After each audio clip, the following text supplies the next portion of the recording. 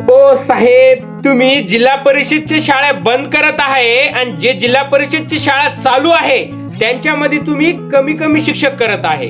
आणि तुम्हाला विचारलंय तर तुम्ही म्हणताय गोरगरिबांची लेकरं इंग्लिश स्कूल मध्ये शिकायला पाहिजे आणि त्यांना आम्ही मोफत ऍडमिशन देऊ. RT तुम्ही 25% ऍडमिशन इंग्लिश स्कूल साठी फ्री मध्ये काढले, म्हणजे मोफत काढले तुम्ही. आणि त्यांच्यामध्ये तुम्ही आत काय ठेवलं, जिथं इंग्लिश स्कूल असणार तिथून 1 किलोमीटरच्या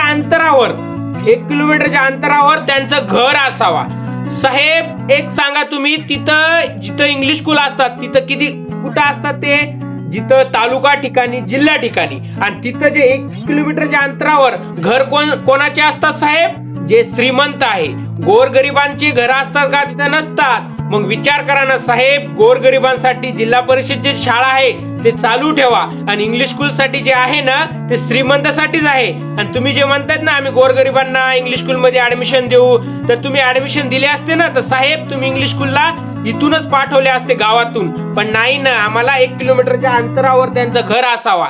सांगा ना साहेब, कोणाचे घर 1 किलोमीटरच्या अंतरावर राहणारे गोरगरिबांच्या नाही राहू शकत, तिथं राहू शकताय ते श्रीमंतांचे लोकांचे घर राहू शकता. विचार करा साहेब, गोरगरिबांचे लेकरं शिकू द्या.